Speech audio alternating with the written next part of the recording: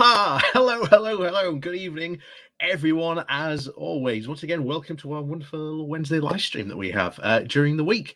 And as always, thank you very much for everyone for always showing your support. Like I say, please do remember to hit that like button. As always, get more people in.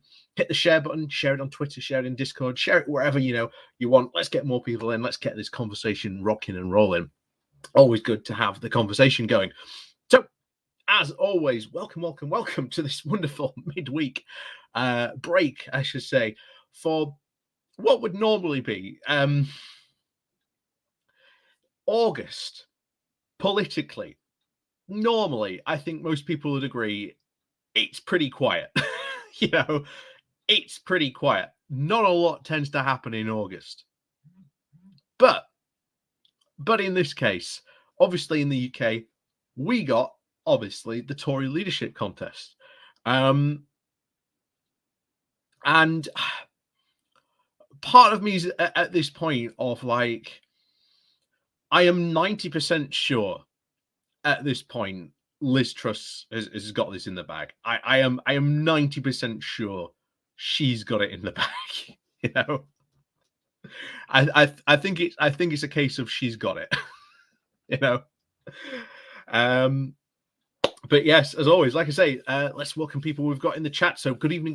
Colin Thompson's greetings from New York. Well, greetings to you, Colin. I was actually just watching. I've actually just come from watching Sam Cedar on the Majority Report, talking with your libertarian choice for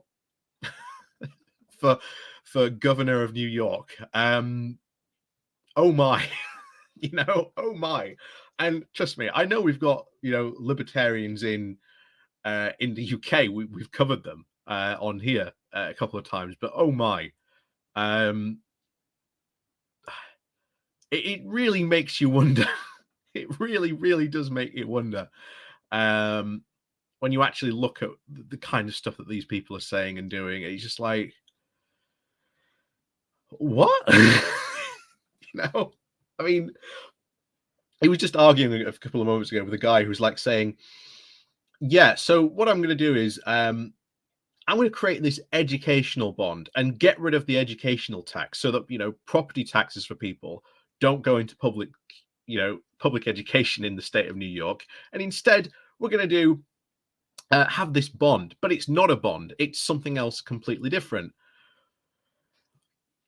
And somehow, because of this education bond, private companies are not going to invest in property anymore, and somehow also rents are going to come down.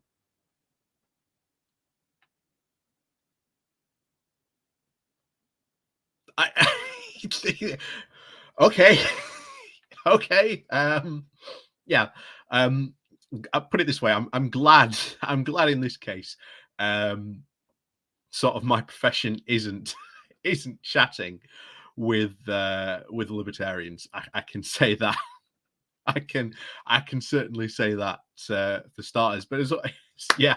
So like I say, that's just where I've just come from. But Catho G, good evening to you. Tilthonic, evening to you. The Gaming Brit, hello to you. Simon says, yes, indeed. Liz Truss is indeed probably going to be BPM, unfortunately. Of course, I can't say that language on YouTube, just to keep it, Catho G, the Truss plan is to, quote, ignore Sturgeon. Yeah, probably. Although, I don't know how exactly well that plan is going to go. I'd certainly question the logic behind it. It doesn't really make too much sense, but there you go. That's Liz Truss's genius plan. And also, have you heard Rishi Sunak's plan? This was apparently reported. I think it was Robert.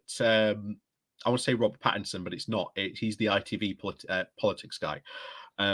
Reported that the Exeter hustings, Rishi Sunak says that the Australian trade deal, which Liz Truss signed into law just 2-3 weeks ago now. Again, no vote in Parliament, even though we were promised a vote in Parliament, was given to the people. He said that even though it's a bad deal, he wouldn't rip it up because it's an international deal and people wouldn't do that. Robert Preston, by the way, thank you very much, David Walker. So,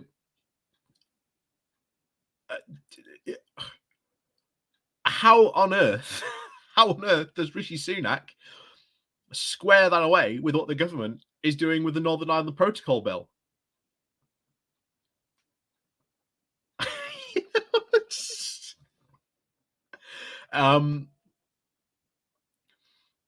We have reached and gone beyond, I think, satire, to be honest.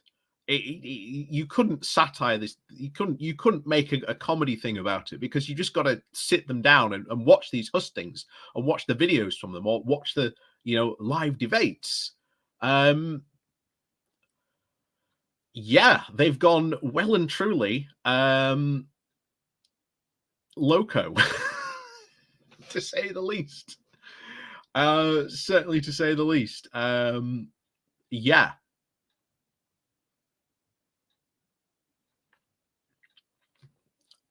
That is ultimately the case. The Gaming Brit, I wish I hadn't voted leave. Don't worry, my friend, you're not to blame. Like I say, we are very much, well, my preach to the choir is always on this channel, my friend. You are not to blame. Brexit supporters like you, or people who voted leave back in 2016, you are not to blame for this mess. Because our aim and our target was always at the Brexiteers. Nigel Farage, Boris Johnson, Daniel Hannan, Michael Gove. The list goes on. Those are the Brexiteers. Those are who to blame, who put us in this current situation. Why is the UK economy so tanking so badly? It's because of Brexit. They can blame it on the pandemic as much as they want, but the further we get away from the pandemic, the more, quote, the pandemic is over, the less they can blame it. And then, of course, they'll blame the Russia-Ukraine war for it, saying this is why our economy is so bad. Look at how bad it is. The UK is going into a recession by all looks of it. At this point this year, the UK is going into a recession. And from what we can tell, at least the all the data, all the experts, what they're all saying, no other country currently is headed into a recession like ours. And this is a recession of our own making. And it's very much a recession of the Brexiteers making, So, the Gaming Brit, you are not to blame. People who voted leave are not to blame. Unfortunately, you were very, very much lied to about the benefits of Brexit. You were sold a lemon when you thought you were, backing a racehorse.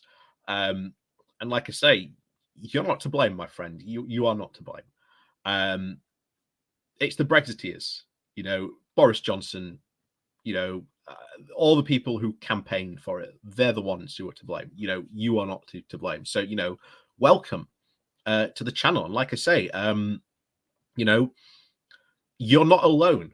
You are not alone. More and more people, when we look at the polls, are turning. They really are. More and more people are turning. So, what do you say here? The Partygate and Dover really opened my eyes. Yeah. I think that the Dover situation has probably opened a lot more people's eyes. And certainly, I think a lot of people in that region did vote for Brexit. Quite an overwhelming number did vote for Brexit. Even Dover itself overwhelmingly voted for Brexit. But, the Leave campaign ran a very again disingenuous campaign saying that leave could mean anything that they wanted to at the time. Remember the leave position. The leave position in 2016 was that we would leave the EU politically, but we would remain in the single market and customs union. Because to quote Daniel Hannan, again, the brain of Brexit, the man who was, if you had a question about Brexit, then Dan was your man with the answer to your question. In an interview, he infamously said, and it's my favorite quote about this, only a fool would leave the single market. So, yeah, says everything. So, yeah, like I say, welcome, my friend. Like I say, you are more than welcome to come and hang out here. Like I say, you are always more than welcome here, my friend. So, who else do we have in chat? Where were we?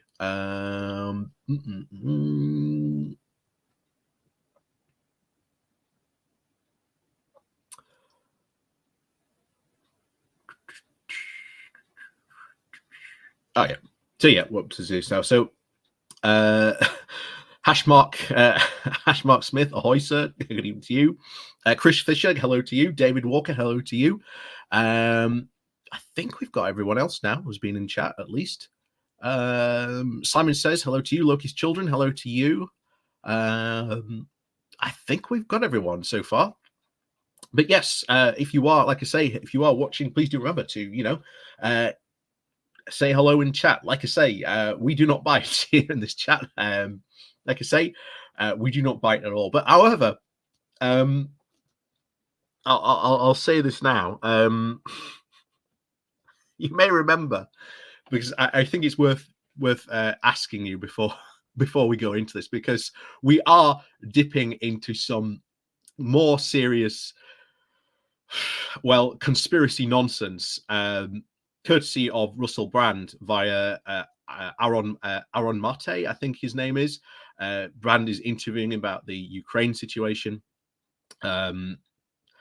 Yeah, so we are about to see some serious conspiracy theories on display here, and incredibly wrong takes once again being pointed at Ukraine. PA, up to you. So you may remember, must have been the start. Yeah, must have been at the start of all this. In fact, it was pre-Russia invading Ukraine. I had, if you remember, the conversation with Ben, or Ben the J reporter, the absolute lunatic conspiracy theorist. And basically, I over-prepared for that. I think when you watch the video, you'll agree. I very much over-prepared for that. I didn't even bring up half of the stuff that I prepared for, but I was bringing up points and situations to Ben. Ben's basically response was he really didn't have any answers to me, and that essentially Russia just gets a free Ukraine. Well, it seems to me that Ben seems to be a little bit thirsty. And he seems to be hankering to talk to me about leaving the EU. With him taking the pro-Brexit side.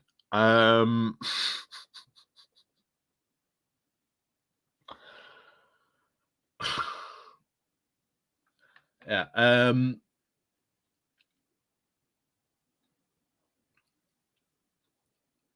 Given the fact of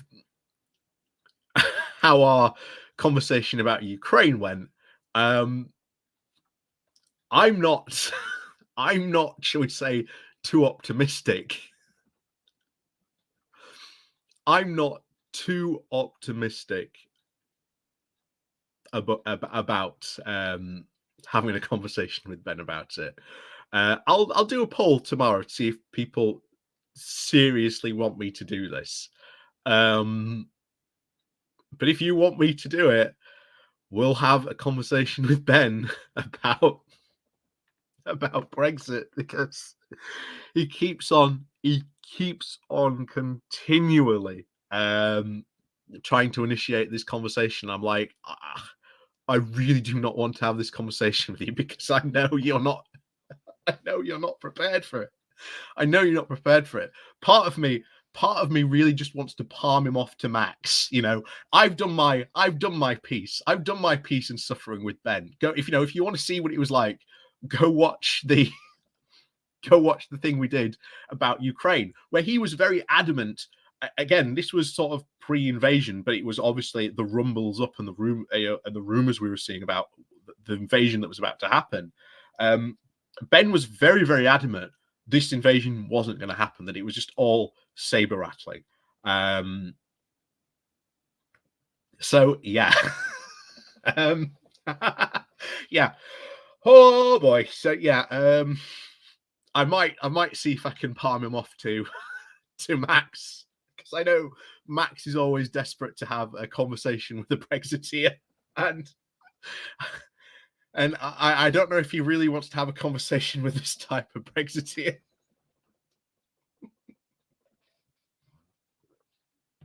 Oh, yeah, yeah, the gaming Brit. Before we dive into Russell Brand, so yeah, Russell Brand, you are right. The gaming Brit was, I think he still is a comedian. I think not well. I think he's still sort of rather popular. I mean, Russell Brand was always one of those big names, very much sort of. It's sort of really like the 2000s a point where Russell Brand sort of really came into it, out of it. I mean, he was, you know, Max was, sorry, not Max. Sorry, I'm reading. I'm reading the chat and trying to talk at the same time.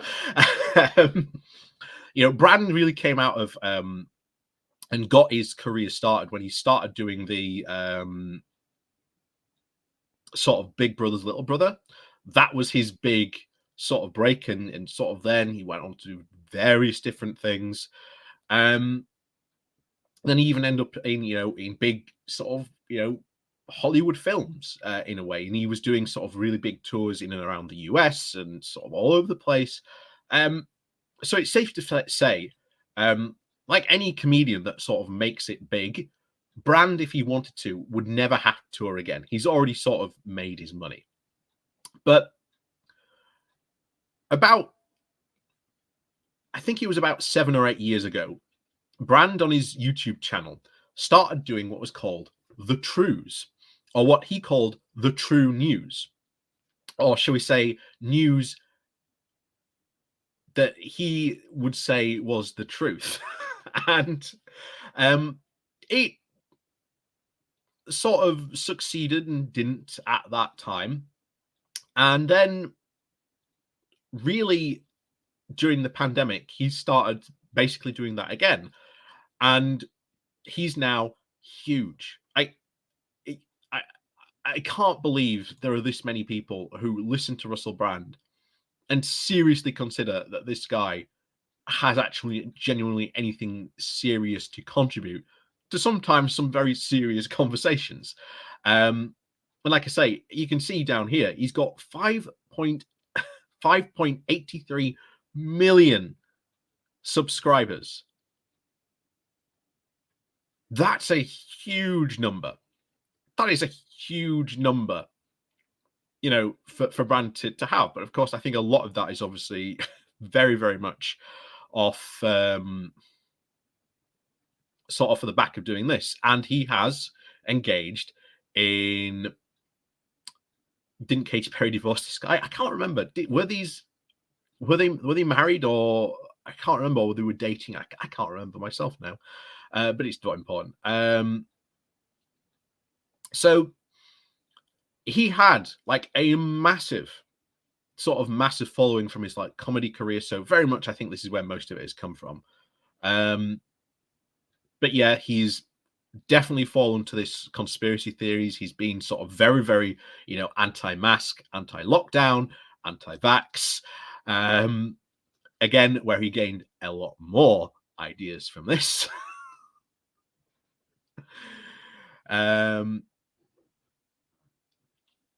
So today we're covering sort of a Russell Brand video, but we're not sort of covering Russell Brand sort of himself. We're sort of side covering a guy called Aaron Marte, and I don't think we've ever done anything or mentioned him really before on this channel. So some of you might be aware of who this guy is. Some of you may not, but we'll get into Aaron Marte in a bit, because I think it's worth. Actually, no. Let's prep you now who Aaron Marte actually is before we go into this video. I think it's well worth prepping you who it is.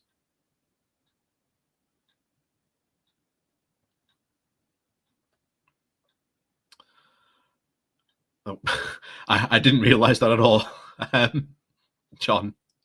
I didn't realize that at all. Yeah, Jeremy Corbyn's been doing the same thing, saying that we shouldn't arm Ukraine. Again, their sort of answer is for essentially part of a sovereign country to be annexed.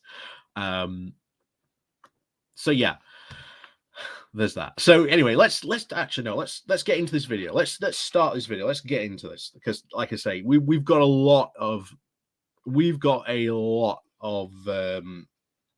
stupidity to cover today, and a lot of nonsense in a way. So yeah, let's dive into this one then. But yes, please do remember to hit that like and share button though while we are doing that. So let's just tee this up. So hopefully you can Good old NATO. We need NATO to protect us from the Soviet Union. The Soviet Union's collapsed. Oh, so what are NATO doing now? Surely they're not just brokering arms deals. They must be protecting us from something, mustn't they? So, straight off the bat, yes, I think it's obvious to everyone why NATO exists in the first place. It was obviously to defend from the Soviet Union. Of course, the Soviet Union has since fallen, but the threat of a Russian invasion, and certainly the need for military alliances, hasn't really gone away. It really hasn't gone away. You always will have a military alliance in some way, shape, or form, throughout the world. NATO just happens to be one that was still very, very much, kicking around.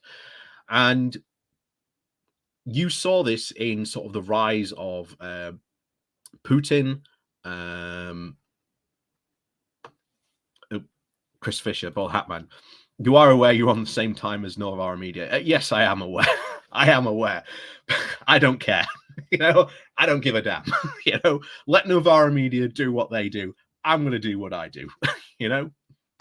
So one of the big things that sort of came out of this was, why are all these countries joining NATO? Why did we even have an expansion of NATO in the 2000s? Well, it was because we saw Russia continuously push for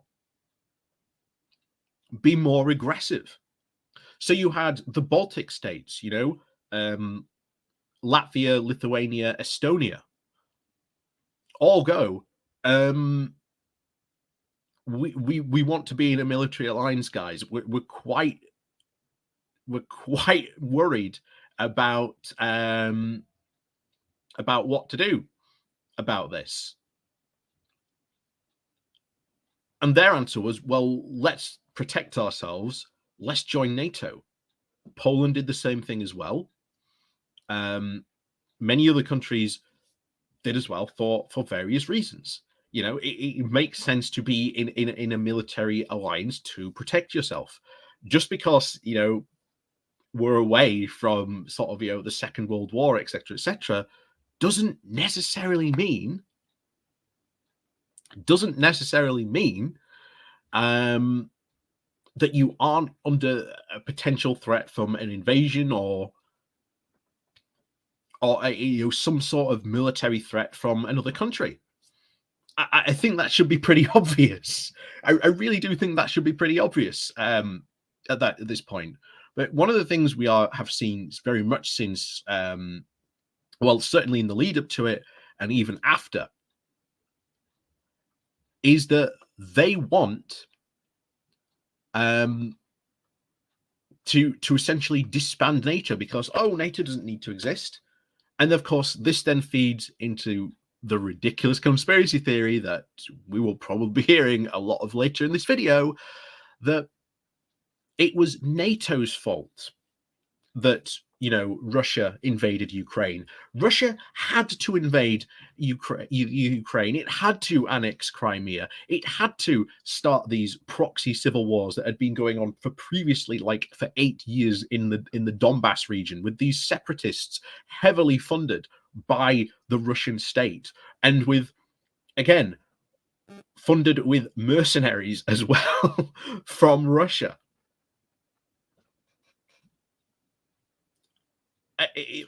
It's so shocking that you see people who argue like this and then don't really seem to care that Russia's actions are entirely of their own making. It was Russia who invaded Ukraine. Russia was not forced into this action. It basically wanted to essentially take land, and very worryingly, as we saw in the lead up to,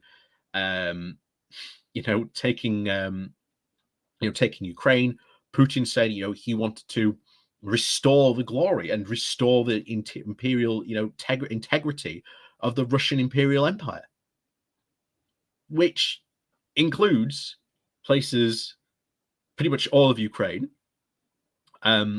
certainly, parts of Romania, Poland, Latvia, Lithuania, Moldova, Finland, parts of Sweden. The infamous one was the president of Azerbaijan, who phoned up Putin and said, that crazy ramble you just went on about trying to restore the imperial, Russian nation. You don't mean us, do you, as well? Worried. Am I having to phone up this guy and ask him, are you going to invade us? Given his crazy rambling speech. So why does NATO still exist? Because unfortunately, there are countries out there in the world who do still view military threats of action and military force as a valid form of getting their diplomacy and getting what they want. That's why NATO exists, But anyway, we'll continue for this one. Hello there, you 5.7 million awakening wonders. Thank you for joining me on this great march towards the truth. Together, unified in spite of differences, is the only way we can proceed. With tolerance, with the willingness to listen to the opposing views of people that we disagree with, we can combine and confront the only power that matters, centralized. Okay. No problem with people, listening to people's viewpoints. But there comes a point where you have to go, your viewpoint is wrong. Your viewpoint is quite, it's quite it's a bit batshit crazy, my friend. Or it's flatly wrong because we have this information which says otherwise, and you're contradicting probably the many scientific viewers of this. Cathar G, how many viewers has this video had? This video has had over 1 million views. So yeah, trust me, this is getting quite depressing.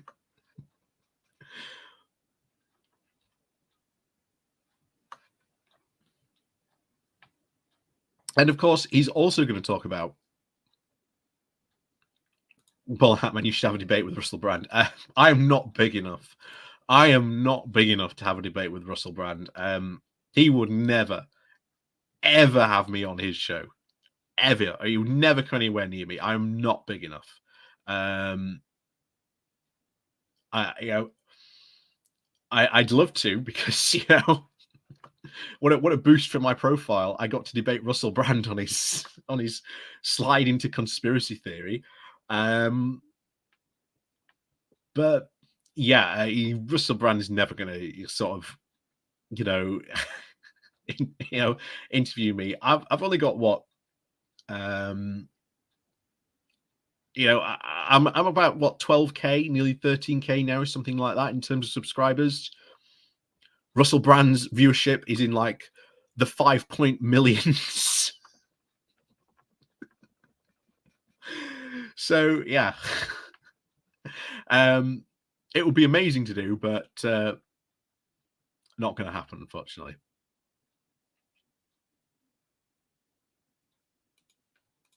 Economic and financial power, using the state as its machine in order to control ordinary people, no matter how they look, no matter how they worship, no matter how they feel. We are those people. We are the people, and this is the time for us to combine. I chatted to Aaron Matte.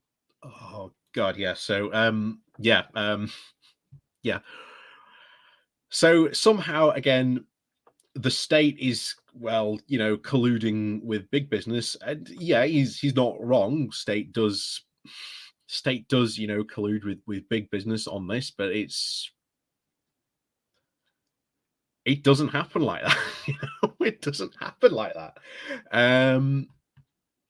It very often, as we've seen in the UK, it's been very much in plain sight, in plain business. We've just had a situation down in Cornwall where an education business has been given an over £7 million worth. Or not even that. No, it's even more than that. I think you're talking probably close to maybe the £1 billion mark. That this tiny company that's had no experience in delivering net zero solutions or environmental support to these people, yeah, not gonna happen. Yeah, 70 million probably. Yeah, 70. Yeah, probably could be very close to that. But yeah, I know they've got a ridiculous amount of money for like the size of the company they are. So yeah, how's this company going to deliver essentially net zero solutions for the entire country?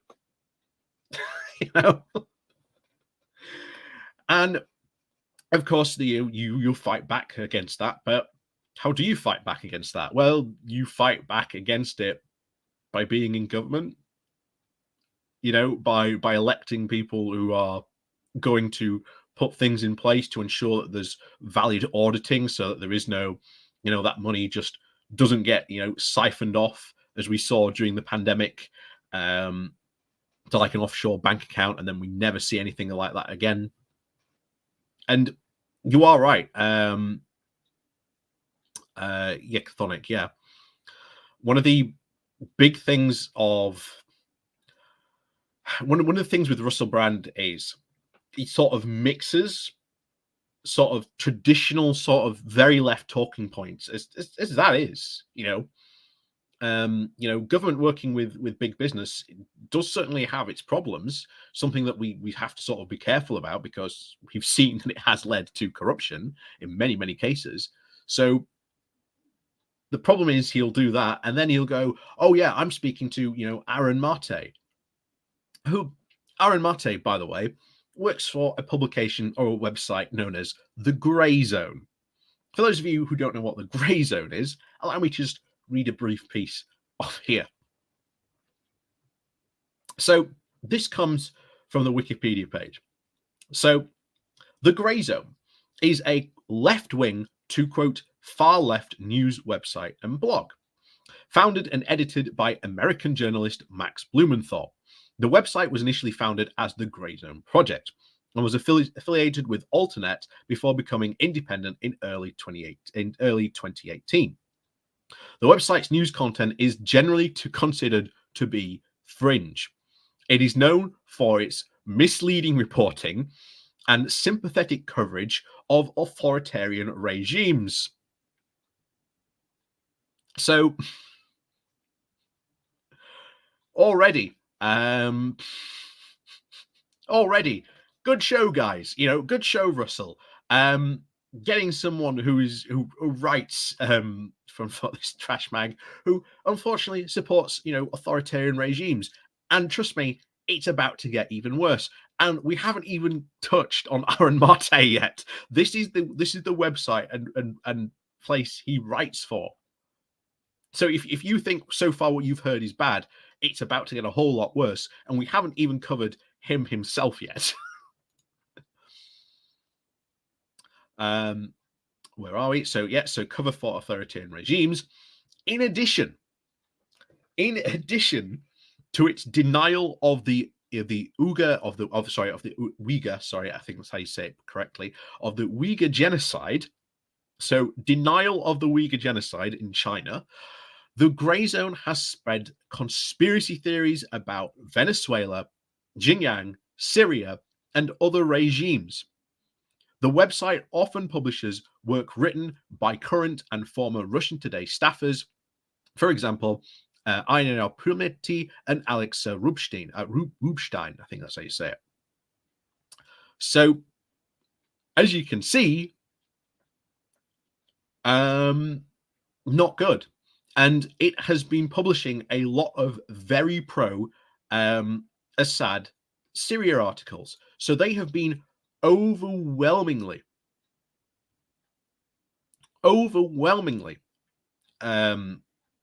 publishing crazy. In fact, they tried to cover for Assad when he used chemical weapons, saying that no, Assad didn't use chemical weapons, even though we've got two independent reports saying yes he did, potentially, from what we can see, use chemical weapons. So the gaming Brit, you might run for councillor. Well, tell you what, let me give you a book recommendation if you do seriously decide to run for local councillor. Many people know what I'm about to recommend. It's this book, Paint Your Town Red. Very, very good book if you're thinking for running for your local councillor here in the UK. Very, very worth it. Very, very good book. Love it. Yeah, I don't have full time to go into that today, but I've talked about it briefly in the past. But yeah, if you're going to run for a councillor, seriously, get this book. Awesome.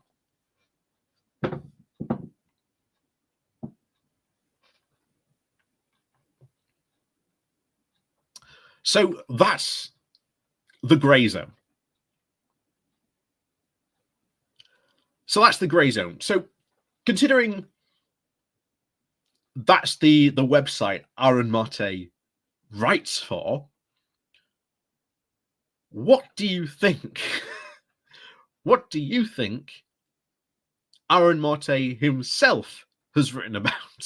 Well, to this, once again, we turn to Wikipedia. And I know Wikipedia, but hey, it's a good source of information very often. So Aaron Marte is a Canadian journalist and reporter for the GrayZone. He's a former producer for Democracy Now! And contributor to The Nation and Real Clear Politics. He hosts the show Pushback with Aaron Marte on the GrayZone. And as of January 2022, he fills in as host for the Useful Idiots podcast. So, what about for his reporting and his journalism? Because that's what we're here about. I'm not interested in this little bit about his early life. Don't care about that. So, first piece about the special counsel investigation. Using the term, quote, Russiagate in much of his reporting for The Nation, Marte criticized the mainstream media coverage of the special counsel investigation into Russian interference in the 2016 United States elections and the link between Trump associates and Russian officials. In October of 2017, Marte discussed the media coverage of the investigation in The Nation, stating that the, quote, unverified claims are reported with little to no skepticism, and developments are cherry-picked and then overhyped, with countervailing ones minimized or even ignored. Front-page headlines advertise explosives and incriminating developments, only to be undermined by the article's very own content and retracted entirely. Marte said the use of social media by Russia had no effect on the election. So instantly, I would very, very much disagree. Coming from the UK, where we certainly know that there was a reason to believe that the Russians were heavily involved, certainly in 2016. And funnily enough, going back to the Tory leadership contest, the Tories themselves today worried, and even taking advice from GCHQ, that they're worried that they might be hacked. You know? So yeah, again, likes to sort of downplay the idea that, oh yeah, there was no Russian interference in general elections. Don't worry about it, guys. No interference.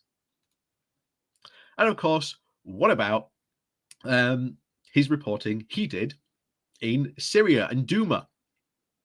So Mate has written about the claims made by two organizations for the prohibition of chemical weapons, or OPCW, and the inspectors for the OPCW, that they doctored the report on the Duma chemical attack in order to place the blame on the Syrian government and to justify missile strikes against the Syrian government by the forces of the US, UK, and France. Your evidence for that is what exactly? In September of 2020, Mate testified at the United Nations in the area meeting hosted by Russian Federation and China about the alleged cover-up by OPEC. Really? You're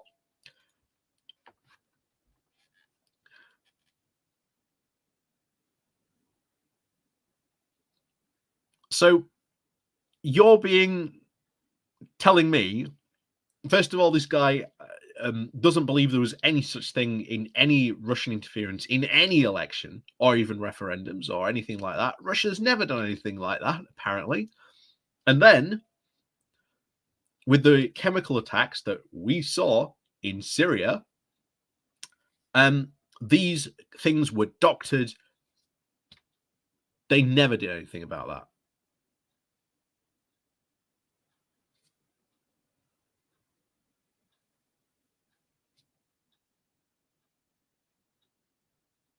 And yet here he is at the UN in 2020 giving an investigation in a hearing held by Russia,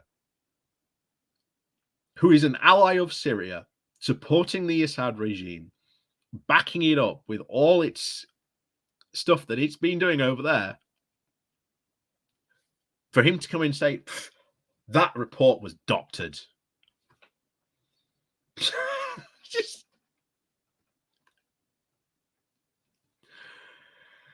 oh dear. So, and of course, in May of 2021, he accompanied Paul Landry and other members of the Syrian Solidarity Movement to observe the 2021 Syrian presidential election. And Bellingcat wrote that the Syrian Solidarity Movement supports the Syrian Socialist Nationalist Party, which is described as rabidly anti-Semitic and a fascist organization that advocates for a greater Syria incorporating Lebanon and Palestine. Mate and the GrayZone, for which he reports, are recipients of the Association for Investment in Popular Action Committee's Syria Shim Award, a cash prize that is administered by Paul Landry and frequently given to supporters of the Syrian government. What a surprise. And individuals who promote conspiracy theories and support Syria's President Assad. So, gee, I wonder in this conversation, where Aaron Mate, where in this conversation is Aaron going to come down in NATO? Let's carry on, shall we? Let's carry on. a journalist, he explained to me how NATO, the North Atlantic Trade Organization, or whatever it is they're called, actually, since the collapse of the Soviet Union, have had to find new ways to pass their time now that there's not the old Cold War to contend with. And guess what they've been doing? Surely it's not something as cynical as brokering arms deals for various European or former Eastern Bloc nations. It couldn't be that, could it? Could it? Well, have a look and stay to the end of the video. This is one of them videos that you're going to be more intelligent at the end of than you are now. Even though I know you're clever already, I'm not putting you down. I despair for anyone who might watch this video and who might think that armed with this information, they may have come out more clever. I'm in a bit despair for anyone who came out of this video like that. I believe in you. Hey, turn on the notification bell right now so that you know every day when we release these videos, just in case the algorithm turns against us. Stay to the end of this chat. You're going to love it. Of course, you don't like to. So since Brad got to advertise his stuff, I'm going to advertise my stuff. Please do remember, guys, to hit that like button and, of course, the share button. Like I say, share it on Twitter, share it on Discord, share it wherever. Let's get more people in here. And, of course, down below, there are links to my Patreon page, my one-off donation link called Buy Me Coffee, and of course, where you can buy me coffee, and of course there's the YouTube subscription thing where you can join the Pony Club and you get access to emojis and whatnot and badges that you can use. You get a free super chat, once a month you can use. So yeah, that's my own stuff done, because if Bran gets to do it on his video, then surely I'm entitled to do it on mine. It's, So anyway, let's dive into this then.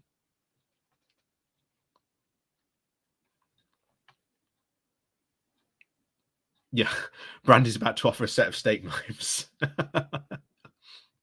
Yeah. He's been a bit sort of facetious about it. North Atlantic Trade Organization. No, it's North Atlantic Treaty Organization. Generalize because you are a diligent and assiduous journalist, and it's clear that you have a pretty meticulous work ethic.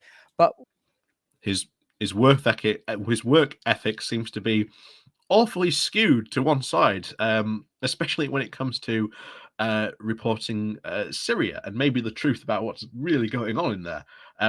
Certainly a very pro-Assad guy, especially since he likes to claim that, well, Assad didn't use chemical weapons. Nope. When I listen to people that have done the graft that you have done, I do find myself sort of pursuing an internal circuit that leads back to the position that I've held since I was about sort of 16, that the function of the US government, the UK government, globalist entities like the WEF, WHO, IMF, etc., while it might explicitly be about representing people or regulatory bodies that create opportunity for safety or create opportunity for trade, it always seems like this is at the service of global corporations and big business, and they'll essentially do whatever's necessary, including war, creating humanitarian crises, ignoring obvious solutions, denigrate. Shockingly, Russell, a small business is probably not going to get involved in international trade.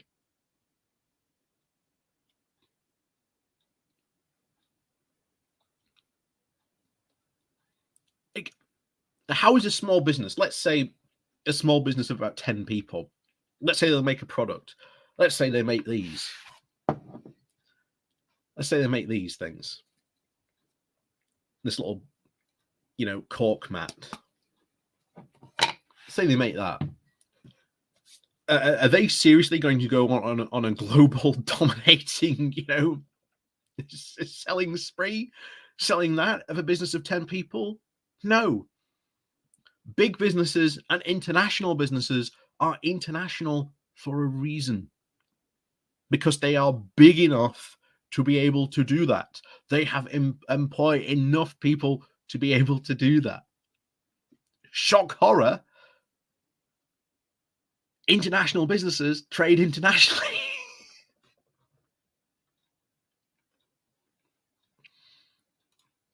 In the interests of their domestic population, it don't matter. It's essentially just true. You could start with something that would be commonly regarded as a sort of, inverted commas, a conspiracy theory, and then if you're willing to do the work such as you have done, you can show the sources at the strategy. So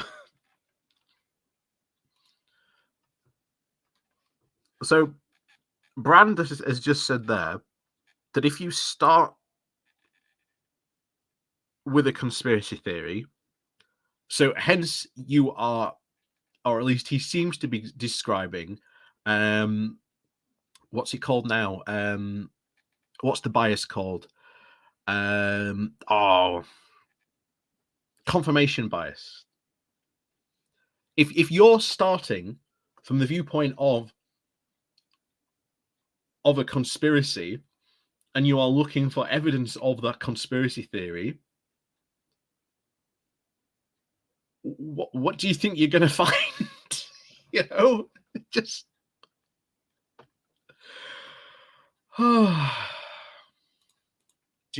and the historic and current reality of those beliefs. Yeah, listen, I totally agree. And you can take any issue and see plenty of evidence for what you're talking about. I mean, take NATO expansion. NATO was created to counter the Soviet Union.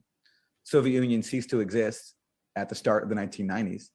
Why does NATO still exist, and why is NATO still expanding? Well, because countries are worried about the threat that Russia still poses to them. Again, anyone who is seriously on this bandwagon, and we've asked this question. Go back to my video where we were talking with Ben, who was a conspiracy theorist, and I was like saying, well, okay, why did Latvia, Lithuania, and Estonia, these small countries that are on the border with Russia, why did they all of a sudden decide to join NATO?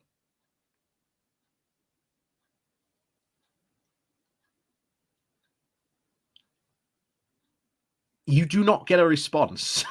You do not get a response. Instead, you get some really, well, as we got from Ben, we got a really rambling answer. But yeah, if you ever meet anyone, just ask them that very simple question. They will not be able to give you a simple answer.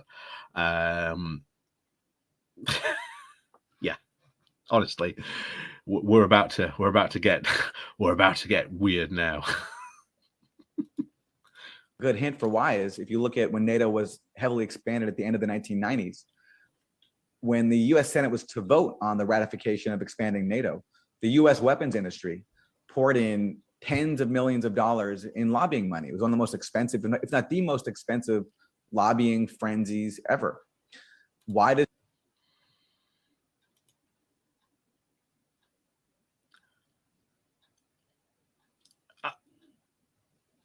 I feel like if I have to explain what he's just said, I feel like I'm just going to have to explain it to a child. I really do.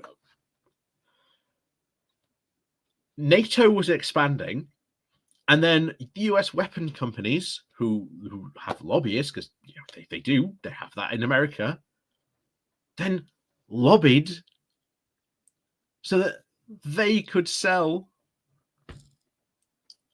weapons to other countries.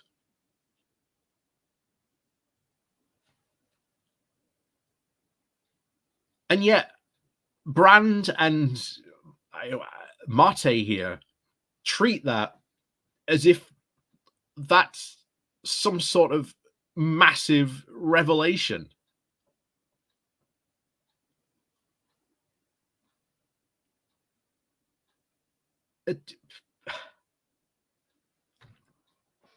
Yeah, Retrofly, yeah. Yeah, please tell me Noel Fielding is still normal. I hope so. I really do hope so. I really do hope he is normal as well. Yeah. I hope he hasn't fallen. Well, I don't think he has, to be honest. But then again, he might have done. But Brand would have had him on. I think they're still good friends, or at least they were back in the day. I don't know if that's still the case now.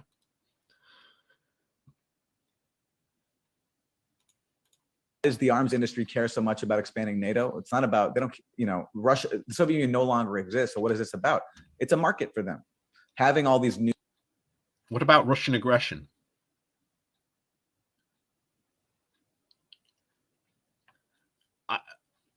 I'm willing to put money on the fact he is not going to say anything about Russian aggression in this conversation. I'm willing to put money right now he is not going to say a thing. He is not going to say a single thing about Russian aggression.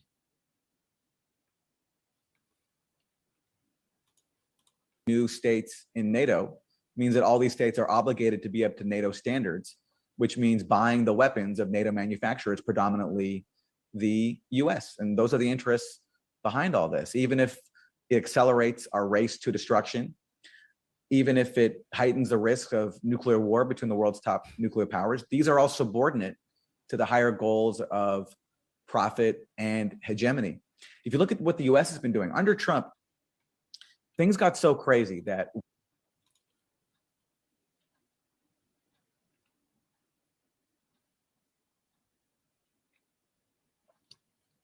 yeah, Catholic. Yeah, he is a Russian apologist. Shock horror. What about let's take an example. NATO expansionism. Let's look at the fall of Yugoslavia. When Yugoslavia fell, certainly, unfortunately, you see, the very forces in Syria tend to be sort of gearing up again for this type of thing, which is incredibly worrying. All these new states popped out, and they started to see civil war, and they saw some of these other countries, like not Syria, Serbia, sorry, agitating and pushing for this war. So their only recourse to defend themselves against this aggression was to join NATO for mutual defense.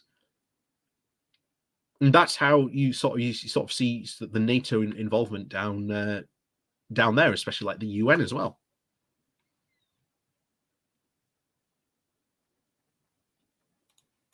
While Democrats were constantly hyperventilating that he was controlled by Vladimir Putin and being blackmailed with P-tapes, Trump's actual policies, because Trump appointed a bunch of neocons, including Mike Pompeo and John Bolton, was to ratchet up tensions with Russia.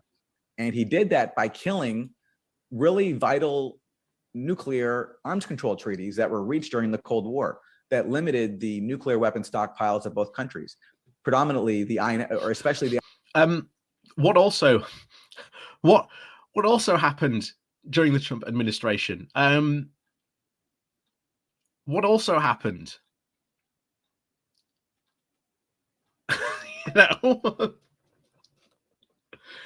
Again, not going to mention Russian aggression one single time.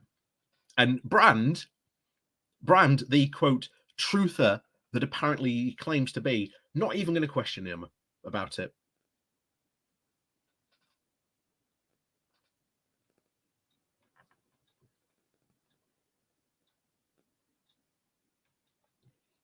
Yeah. That is the theory that he's putting forward. You are right there. Yeah. So the theory is America via NATO forced Russia, so NATO would have to expand, and then the American weapon industry could sell more.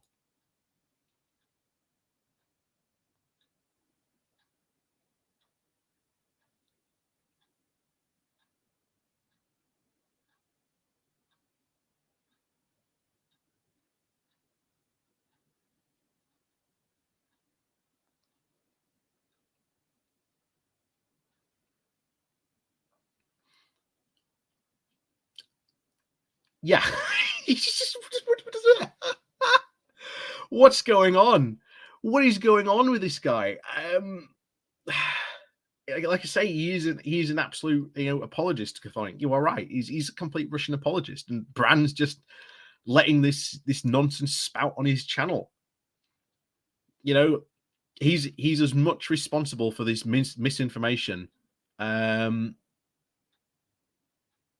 than Aaron Mate is at this moment, spewing it. The INF Treaty, which was reached in the 1980s between Reagan and Gorbachev, it eliminated an entire category of nuclear weapons. Trump killed that treaty. If you look at the US media, it was barely reported because the media was more interested in encouraging Trump to be more confrontational with Russia because that could then dispute claims that he was Vladimir Putin's puppet. So we live in a sociopathic society, and unfortunately, that those sociopaths are running our world. The idea that NATO could be perceived not as a body to create peace and to organize treaties between potentially competing nations and to stabilize a previously unstable region, but essentially a brokerage for arms sales, sounds like a conspiracy theory, but it also sounds like it's true. It sounds like that's what you've just described is closer to the ideology that dominates global politics and global finance systems, and they're there to help everyone, which I don't sort of see too much evidence of. You talked about I know you got yourself into a bit of a jam around Russiagate, I suppose, by honestly reporting and dissenting against the dominant view. But what do you feel about that now? The way that Trump's allegiance with Putin was presumed to be true, the way that the way that it was supported by social media and mainstream media.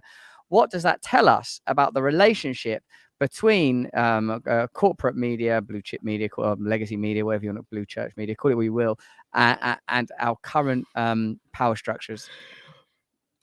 If you manage to follow that word, Salas, congratulations. So what I managed to pick out from that was it doesn't matter what you've got is a massive secret web of all these intergovernment agencies all secretly coming together to profit and to put you down. Again, this is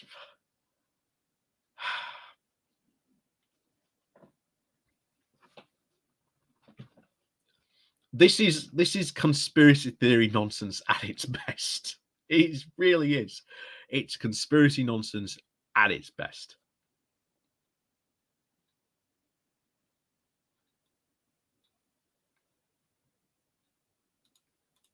What did it tell us, Aaron? Well, to me, Russiagate was a scam, and it was a scam that worked beautifully for pretty much everybody in power, politics, media, and the national security state. And it hurt everybody else, including, I think, helping to fuel the current crisis that we're in with Ukraine. It started with the Clinton campaign, who generated these fake allegations of a sprawling Trump-Russia conspiracy, P-tapes being used to blackmail Trump by Putin, secret meetings with Russian hackers in Prague between Trump associates. All that was complete fiction, concocted by a British former intelligence officer named Christopher Steele.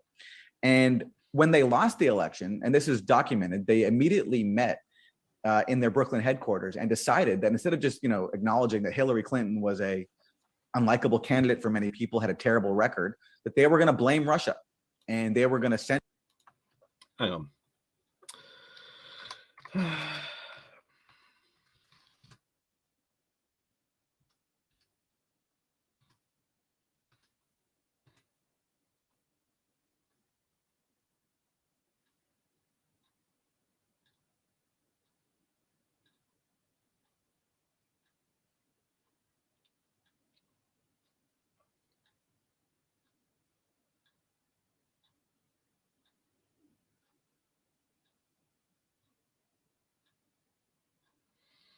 Let's see if we can find it here.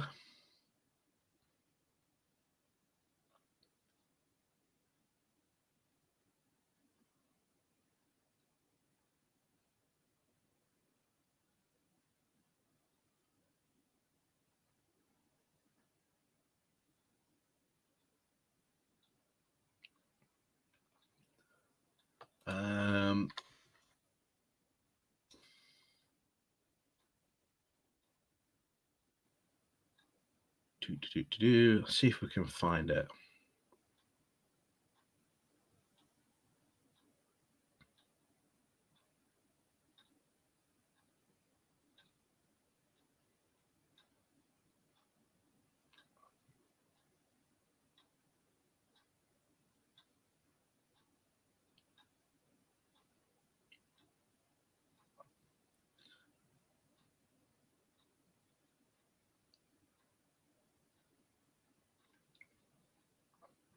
So this seems to be the newest one.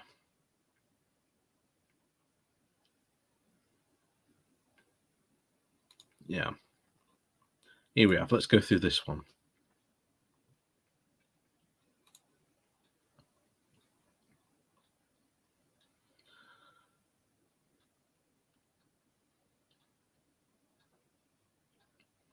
So this comes from the Atlantic. Hang on, let's get this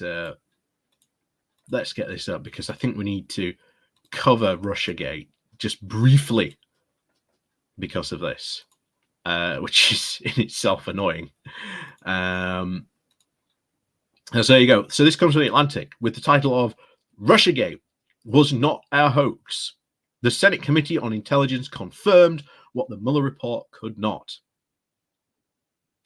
Reading the Mueller report more than a year after its publication is an exercise in disappointment.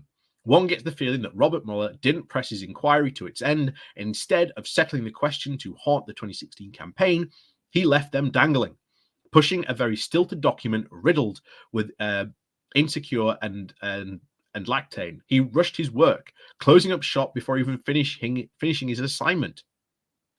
While Mueller did receive all the hype, the Senate Select Committee on Intelligence kept its head down. Yesterday, having to avoid all the cabled speculation almost entirely, the Senate Select Committee released its fifth and final volume of a report on Russia's attempt to sway the last election in Donald Trump's favor. It finally revealed and detailed what Mueller either couldn't or would not, a comprehensive presentation of evidence in a matter of collusion. The report confirms that Russiagate is no hoax.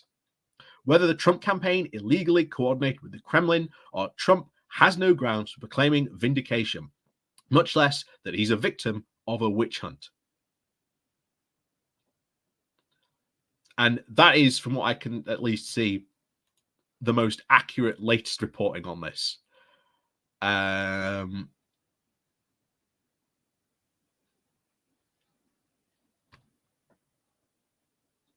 So, yeah, like I say, not my thing because obviously I cover British politics, but I'm pretty sure everything he's saying on Russiagate is hang on.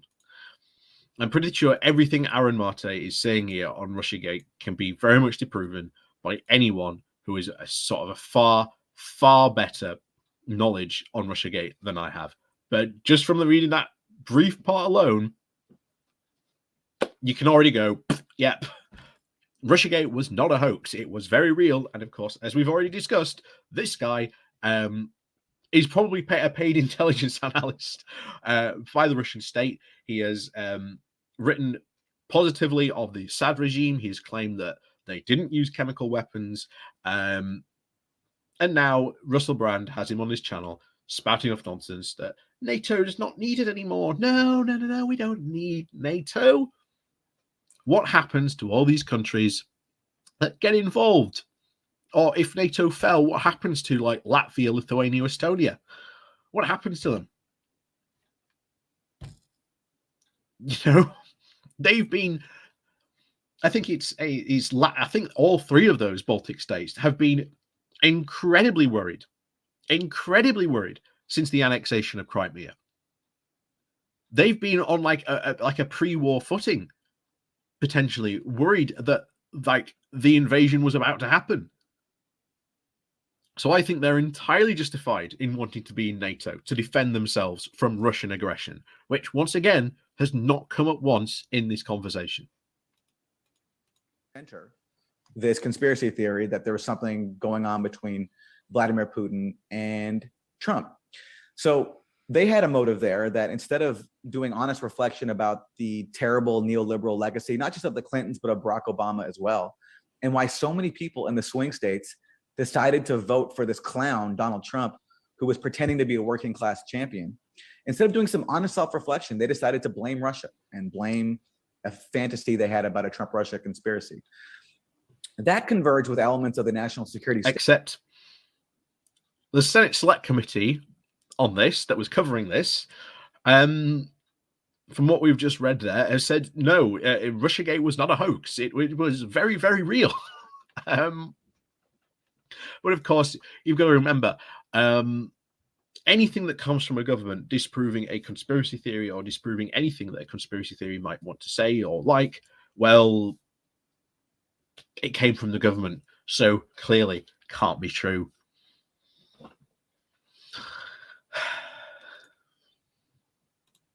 State who also didn't like Trump, not because they cared that Trump is a racist or a sexist, but because he's an embarrassment. He was not a suitable steward of the U.S. empire. He said the wrong things. He blurted out the truth sometimes.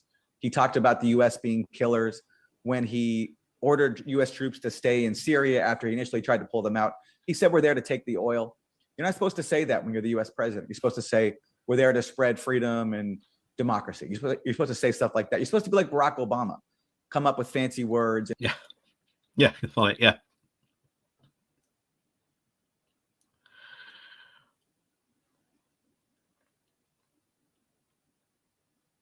Won't someone please think of the neoliberals?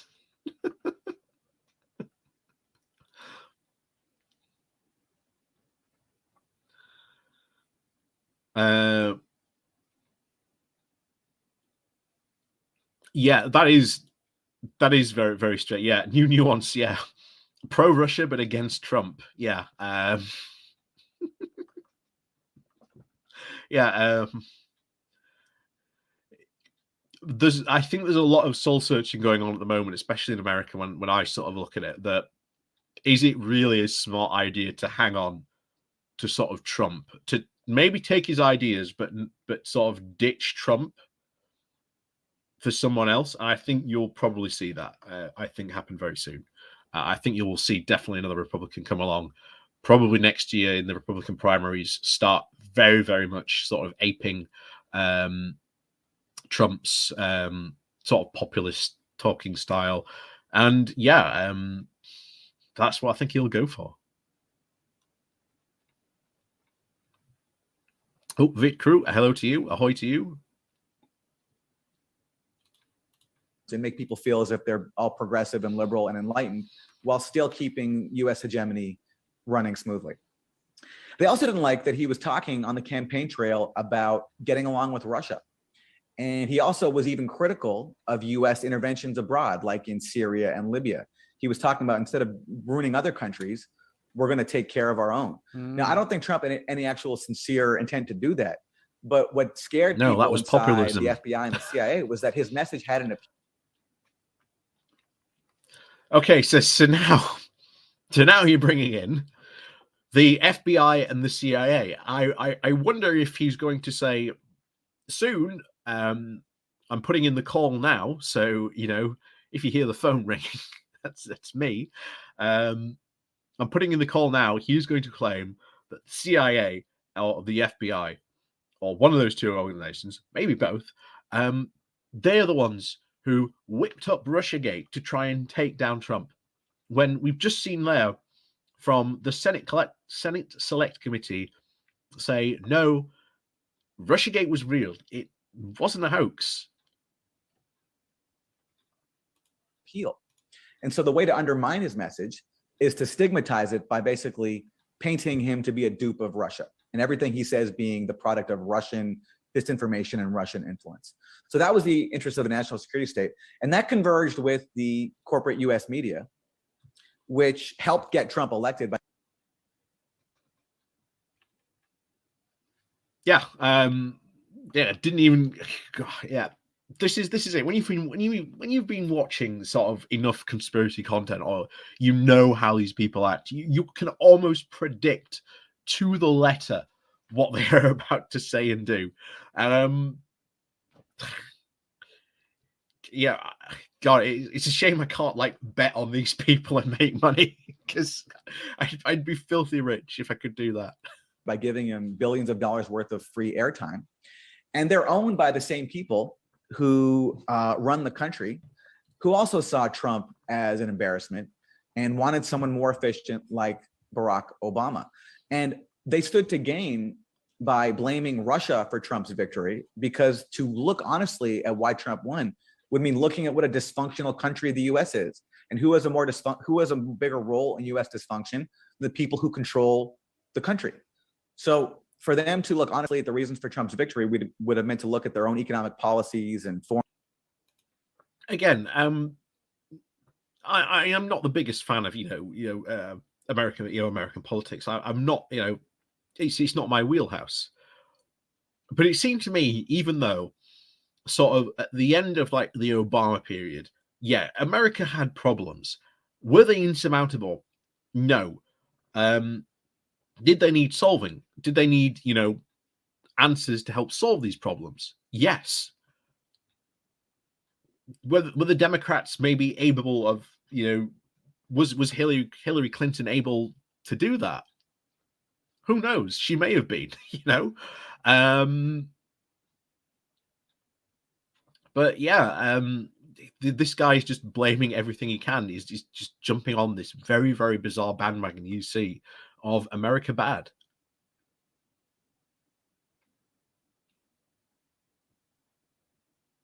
Yeah. Claire Catholic, yeah. Yeah, one-line pony. It's not Russia when, yeah, it's Russia.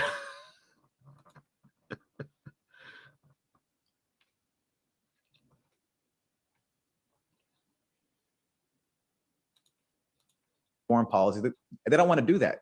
So everybody had a convergence of interest in blaming Russia and centering on this Trump-Russia conspiracy theory, which, by the way, completely displaces the population from doing anything about Trump's actual policies. Because if the answer to Trump is simply that Robert Mueller is going to come and save the day, then no one needs to be involved at all in trying to change the country and fighting back against Trump. Notice he's not mentioning the Senate Select Committee we mentioned about. He's only focusing on the Mueller report. And yeah, where is it? Rectify? Yeah, don't worry about it. This is what conspiracy theories do. They just engage in word salad to try and confuse and get as many people on board. So don't feel sad if you can't follow what this guy is saying, because that's the point. That's the point. A real resistance. And that's why I like to point out that during the Trump era, there were bigger liberal protests to save the job of Jeff Beauregard Sessions, who was a racist Republican who was Trump's attorney general when he was fired by Trump, than there were to save Obamacare or to protest Trump's tax cuts. And that's because when Sessions was fired, MSNBC and CNN started freaking out that this meant that maybe Robert Mueller would be shut down. So the whole thing about standing up to Trump and protecting democracy was actually completely anti-democratic and really aimed at protecting privilege. And that's why I call Russiagate essentially a privilege protection racket. Well, do you understand the NATO situation a little bit better? Things that I say that sometimes sound like... No, no, Russell. No one understands the NATO situation better. Just what? What? You had one question. You had one question about NATO. You didn't really cover anything else. You didn't really cover anything else. Nor did you give any real reason as to why NATO should be gotten rid of, which your premise at the start of that question. And then you changed over to talking about Russiagate. Seems a bit of a leap to me. seems a bit of a leap to me, to be honest there, Russell.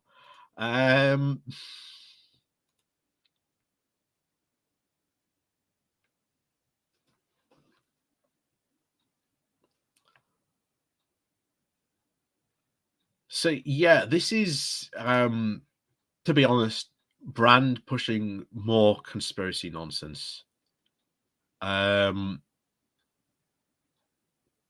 It's just more crank, absolute nonsense at the end of the day. And unfortunately, a lot of people fall for it. There are a lot of people fall for it. Why? Because, as the old saying goes, a broken clock's right twice a day. And Alex Jones did this back when he was heavily pushing 9/11. He really went after people's sort of distrust from the government. And rather than going out and saying, 9/11 was a conspiracy right at the start of it, his original line on it was, you can't trust the government to tell the truth on what really happened on 9/11. I'm just questioning the official narrative. I'm just asking questions, guys. And then he slowly started to bring those people over to, it's a full-blown conspiracy. It's a full-blown cover-up.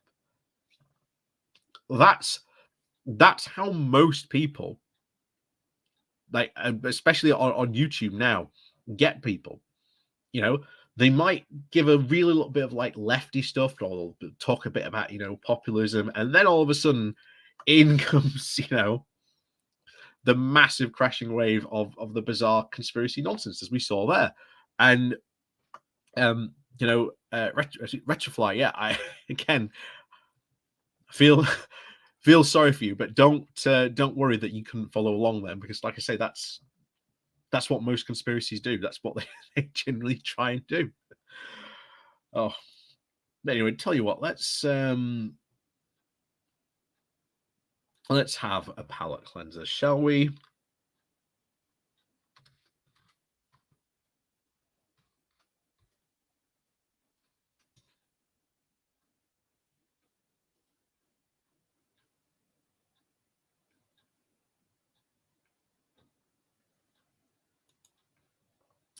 Oh, should we have a look at, if you really want to continue on the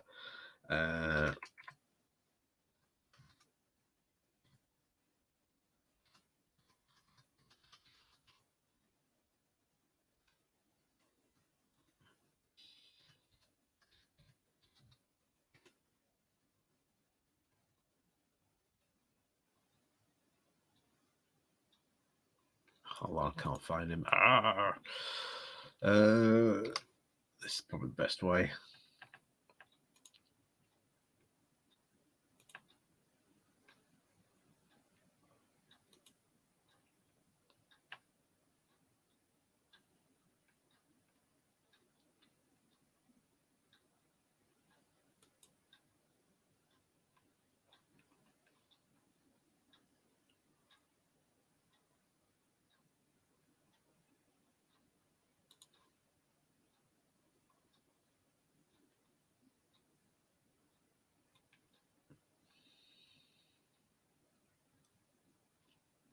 Let's try and find his YouTube channel. Does it still exist? No, I bet his YouTube channel's gone. I bet that's why he's been trying to get attention from me recently, because his YouTube channel's gone.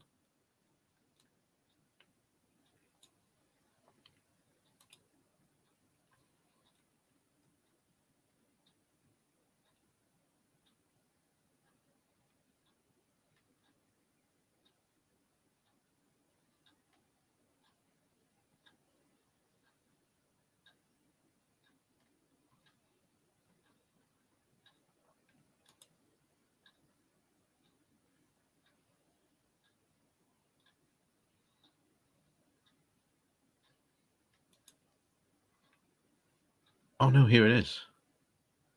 Here it is, here it is, here it is. Oh, found it.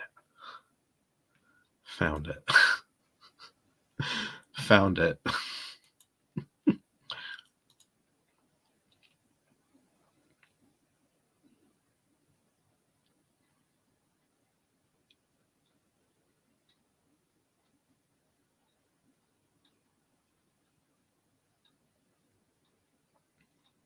So you'll be very happy to know that he's apparently attended a UFO conference very recently. Done a Georgia Livestreams one.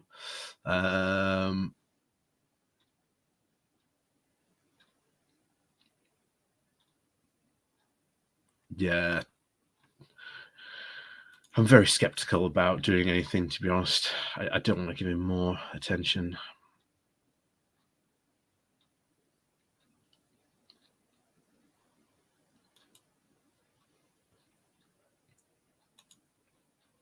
But anyway, let's instead today. So yeah, has Russell Brand started his own cult? Yeah, by now is he still working on it? No, he's actually got his own cult. He started reaching out into doing sort of the yoga meditation stuff. That's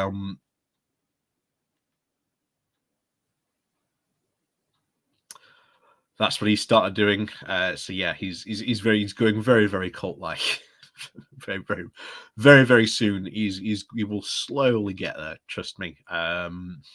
We will probably see it in our probably happen very soon. And of course, a lot of those cults, those yoga cults. Well, if you've ever seen what was it, the follow up to the Tiger King about what was it, Doc Anthill? Yeah, those cults don't end well. Those cults do not end well at all.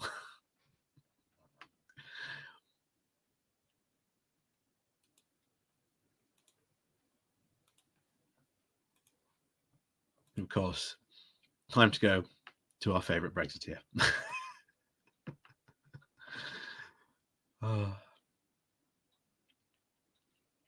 What have we got here? So I've had enough about an hour ago. I smell a rat. Oh, classic Jeff Curtin there. Which one does it matter? Tell you what, we'll have a nosy at this one. Good evening. Ooh. We have thrown a nest of vipers into our halls of power, and our guards have fallen asleep at their watch. Oh my. I, like many of you, have had enough and cannot take any more of these nonsensical games, masquerading as democratic choice within this Tory party leadership contest and the wider British political system. Well, only Conservative members get to choose their leader. Obviously, the Conservatives did win the last general election, so obviously they would become Prime Minister. Now, if you want to change the Constitution, then feel free. Feel free. The Conservative Party members themselves cannot choose which candidate they really want and have ended... What? What? The Conservative Party members cannot choose the candidate they really want.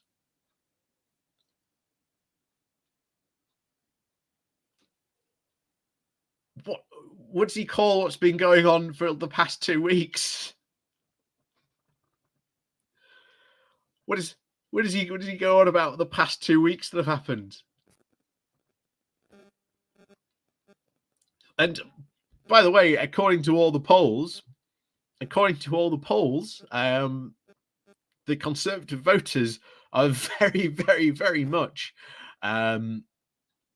into Liz Truss. But oh no, you are right, David. Oh no, you are right. Yeah. Oh God, no. You're right, aren't you? Yeah, he does mean Boris, doesn't he? Oh no. Oh no. We're about to see a pro Boris video. We're about to see a pro Boris here video, guys. Strap in. Ended up with two choices, neither of which the party members would ever have voted for when placed against the original set of candidates. Sir Graham Brady would stand in front of the cameras, grinning like a Cheshire cat, looking like he had just finished off performing a sacrifice at the lodge, to tell the Tory faithful who they couldn't vote for. I almost expected to hear the voice of Topol singing "Tradition." And tell me, when you watch the live broadcasts from the House of Commons, do you feel in any way like you are being represented by the infantile pond life jeering at each other as they try to political point score in their narcissistic theatrical exchanges? You have to ask. Now you can have problems with our current political system. That's fine, but that's Parliament. That's how it works. You can look at any other political system and you can see that exact same type of jeering going on in different Parliament buildings. But if you really want like proper political change, my friend, maybe you should start campaigning for PR. Maybe that's where it'll be going. I don't know. I don't know if he'll be going in that direction. It'll be very interesting if he suddenly comes out in favor of PR. Yourself, what kind of person does feel commonality with these so-called elected representatives? And do they drink decaffeinated soy lattes? And have no doubt, this theatrical performance in the House of Commons is a play which is already written, and the House of Commons itself is nothing more than a stage upon which the actors fight for the best roles within the play. With no true visible ideological differences between the two main parties, the whole charade comes down to personalities and... Okay, yes, there absolutely are political differences between the two main parties. You've got one side that wants to deport refugees to Rwanda. You've got the other side that says, no, you can't do that because that breaks a load of international treaties and very much against human rights. You've got one side that wants to seem to crush unions and the other side that wants to give more unions power. And yes, that is Labour, because Ed Miliband has said time and time again he will expand union powers. There are differences. This is a political broadcast by someone who I would say has been sort of blackpilled by the current political system, who's really given up hope that you can achieve any type of change with our current political system. And again, if you end up like that, then unfortunately, you don't end up actually affecting any real serious change. And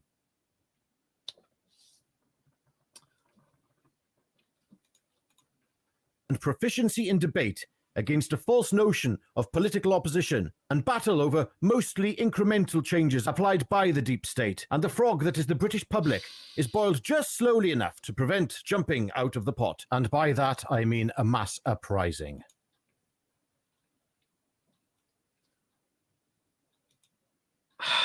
Okay, so if anyone ever says deep state and says it in any way, like in any way says, as it says it seriously,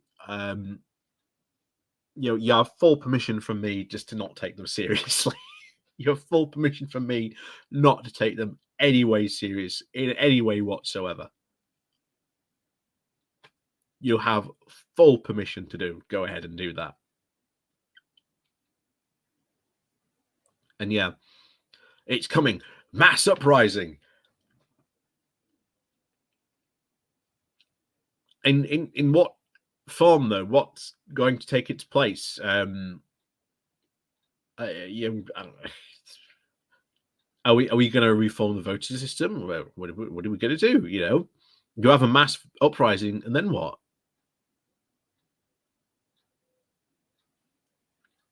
And yeah, I do agree with you, Chris. There are, there is going to be probably a general strike, certainly towards the end of this year. I've said it many times. November, all the crises we've got currently are just going to absolutely engulf Liz Truss come November, and it's going to be absolutely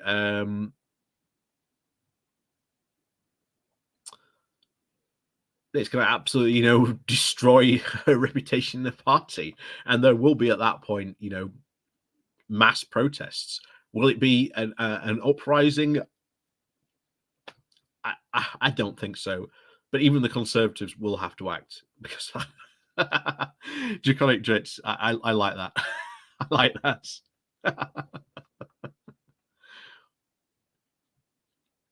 Yeah, there is only one deep state I know of: Otto Gunga from Naboo.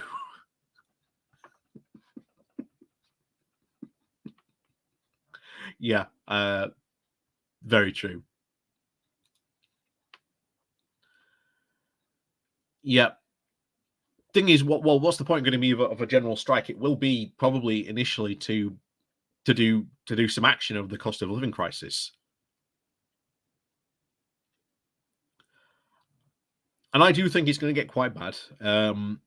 Will there be sort of a mass revolution, uprising, overthrow? I don't think so. Will it cause a lot of political ripples? Absolutely. Oh, absolutely.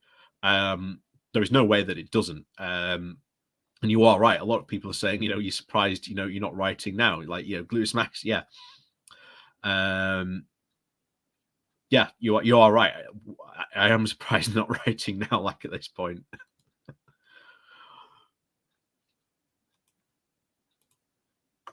But it seems that which should be our last line of defense from the state, our legacy media, does find commonality with the political class and are nothing more than mouthpieces for them. Granted, within the press there is some form of criticism levied against our politicians as individual players, but rarely is the system itself questioned or criticized. And this, my friend, you can tell this comes from someone from the right wing. You can tell this absolutely comes from someone who's right wing in this country. We have conversations about this, about changing the voting system, about doing this all the goddamn time on the left. So there are people talking about it, but it appears he doesn't want to have that conversation or even be involved. In fact, I tell you what, I will reach out personally to this guy. I don't know who this guy is. Does he have enough? Who is this? Because it's not Jeff.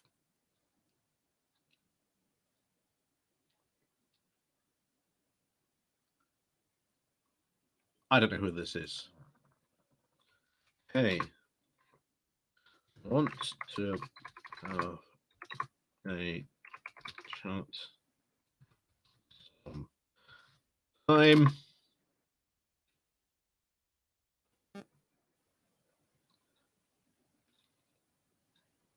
Sometime. I think it would be fun.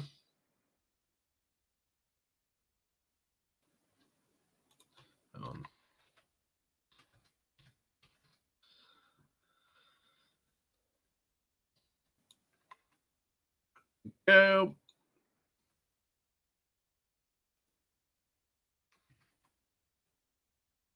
It would be fun. Yes, in act. There we go. Comment. There you go. Let's see if he gets in contact. I doubt it. I doubt it. That's Richard. Seems Jeff's down sick. Is he? Oh no. fellow peasants, is the illusion of choice that we have. And we ourselves, as individuals, do actually come together and form a collective responsibility for listening to the media and deep state narrative they keep pushing, and we must keep reminding ourselves of that fact. And I would say it's time. Deep state narrative. I've said it before. Someone ever says that, you have full permission to just go, just ignore them.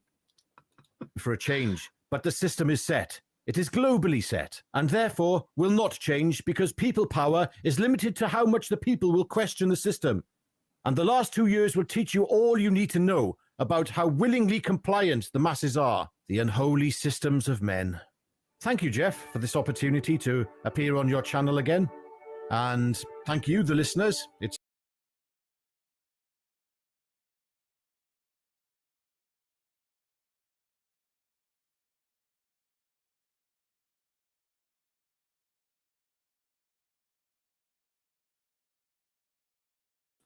Oops, there we go. Yeah, there we go. Yeah, sorry about that. I clicked the side button on my mouse. It was the deep state. That's what it was. The deep state getting me.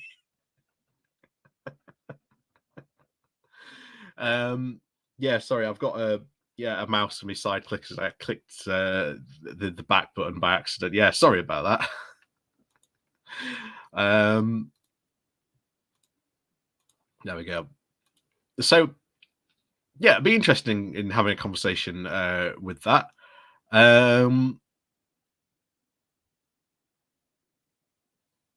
Yeah, that'd be interesting to have a conversation about that. Yeah, Tom Nelson. Yeah, BHM being kidnapped by Brexiteer aliens. Yeah, was very much an oopsie, Chris. Very much an oopsie. Yeah, yeah. Deep state pulled my plug. Yeah.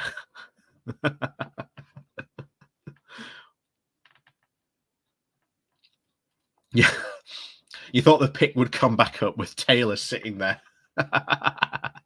Oh, if only I'd have thought of that, I'd have done that. Just gone, hello, it's me, Jeff Taylor. I've come from out behind me curtains. I am controlling the Ebola Hatman channel now. I don't know, that's not even his voice, but whatever. Yeah,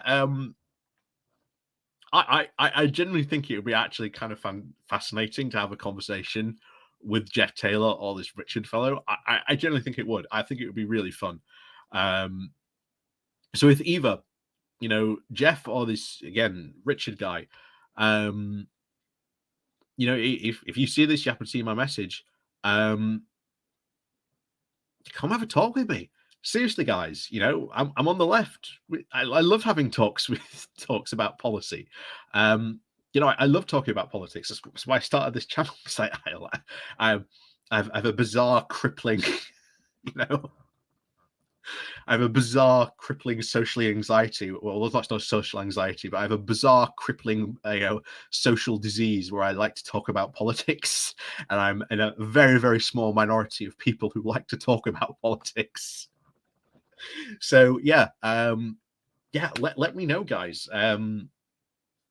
Come and have a conversation with him. By the way, if you want to sort of encourage this, go to Jeff Taylor's channel. Under the I've had enough, and please do hit that like button underneath my comment, and yeah, let's get it seen. Let's get this going. I don't think Jeff has a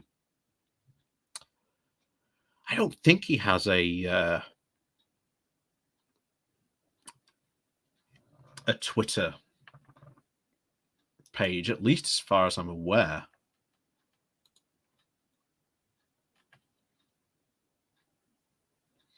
Oh, for business inquiries, view email addresses.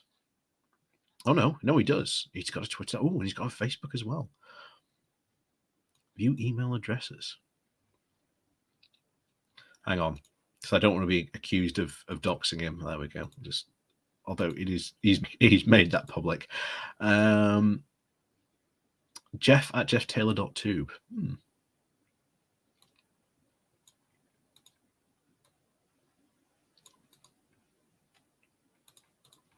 Let's copy that email address.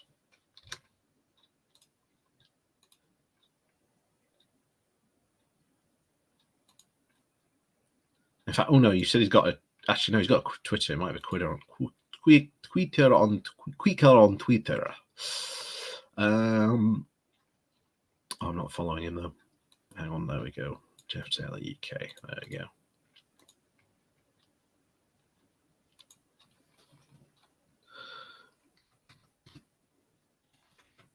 Hi.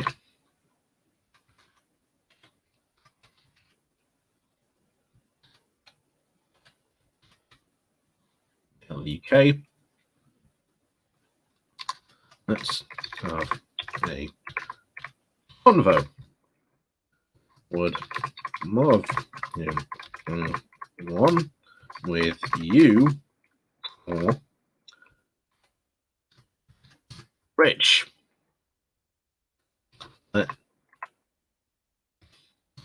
At this good.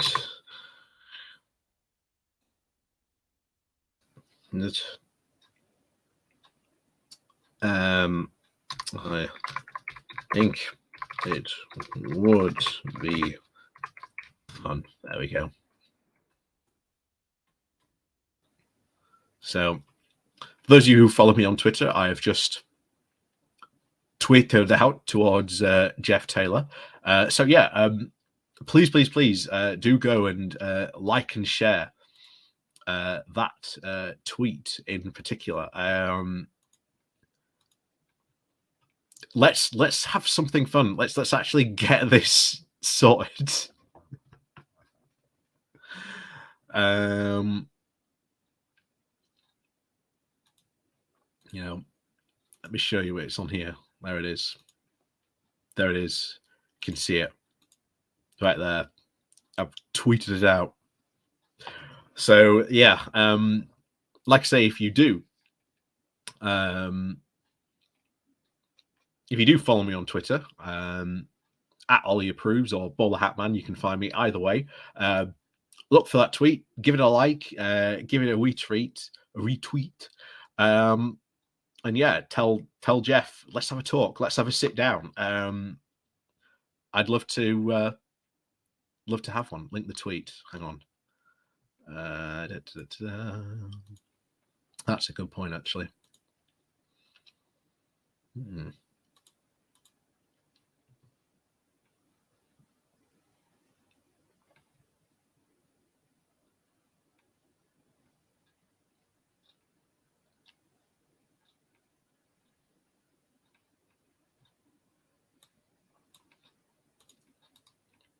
Well, I think that's it.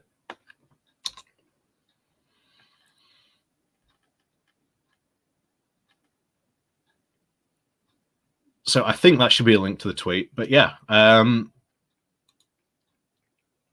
yeah, here they are. You're coming in now.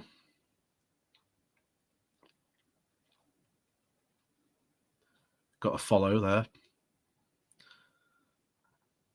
So yeah, that's starting to happen. Because to be honest, let's face it, we can either have a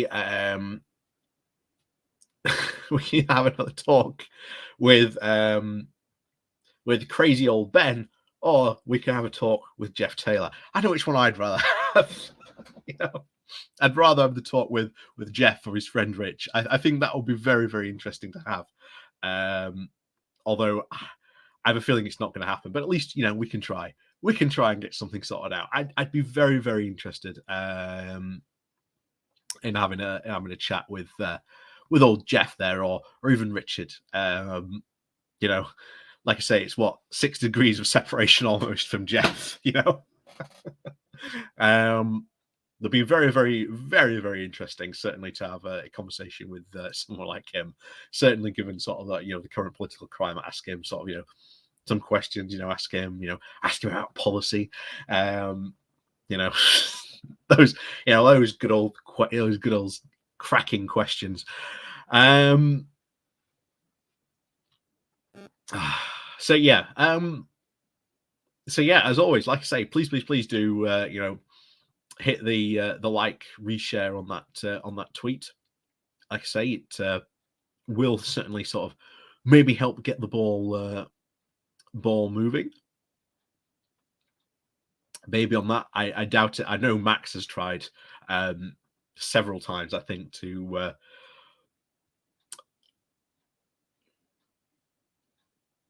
sort of get Jeff on his channel, at least have a conversation. So I'd be very surprised if he turns around and says, "Yeah, I'm gonna have a conversation with you." But you never know. So, as always, thank you very much for joining me this wonderful Wednesday evening. It's been a pleasure, as always, to join, have a good session with you, as always. I don't know what we'll cover next Wednesday. I always sort of seem to decide very last minute about what I want to cover.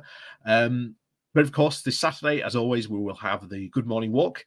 So look forward to that. Look forward to some good old, you know, pony time, some walkabout in that. So, yep. As always, thank you very much for coming along, watching. It's been fantastic as always. So yeah, Jean-Luc Picard. Hey, Jean, if you want to come out, if you're free next Wednesday, and you want to come on here and we'll have a conversation about Labour, I'm up for having that conversation. If you are, if you want to come on, I'll have that conversation. I've got no problem having that conversation. Jean-Luc Picard. Yeah, if you want to have that conversation, get in contact with me on Twitter. I'm perfectly fine having that conversation. I'm not scared to have that conversation. You can tell me yourself in person over on here on the channel. So yeah, if you want to let me know and you're free. Oh God, am I free next Wednesday? I think I am. I've got a feeling now I'm not free next Wednesday. I'm saying that, and I think, am I free? No, actually, no, I am free next Wednesday. So yeah, if you're free next Wednesday, get in contact with me, John. I'm more than happy to have that conversation with you. It's not a conversation I'm scared of having. I'm more than happy to have that. So yeah, get in contact and we'll have it. It'll be fun. So yeah, let me know. Get in contact with me and we'll set something up. Even if you're not available next Wednesday, I'm sure we can have that.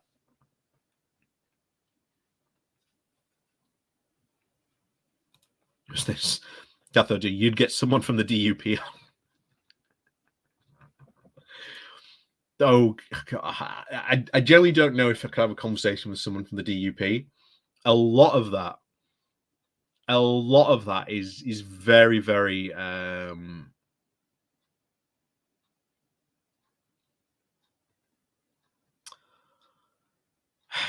he's very, very sort of Northern Ireland sort of focused. Again, I do talk about obviously the ongoings in Northern Ireland, but I'm not that deep into knowing. I'd have to do a lot of research. I'd have to do a lot of research if I had someone from the DUP on. But yeah, it wouldn't be something I'd be averse to, but I'd need to do a lot of research, certainly in sort of the ongoings on Northern Ireland and sort of a lot of political background stuff going on in Northern Ireland. But yeah, anyway, thank you very much, Catho G. Thank you very much for that, as always. So yeah, thank you very much. As always, it's an absolute pleasure, as always, to have you on. Like I say, next Wednesday, we're having the Good Morning Walk, as always, on Saturday. So we'll see you there live and early in the morning, as always. So yeah, as always, like I say, let me know, Jean. I'm more than happy to have that conversation. And as always, thank you very much for watching. Thank you very much for joining in. Please do remember to hit that like and share button on your way out, of course. And of course, there's always the good stuff as well down below. So, if you wanted to buy me coffee, you can buy me coffee, all that stuff. So, as always, thank you very much for joining, and we'll see you all next time.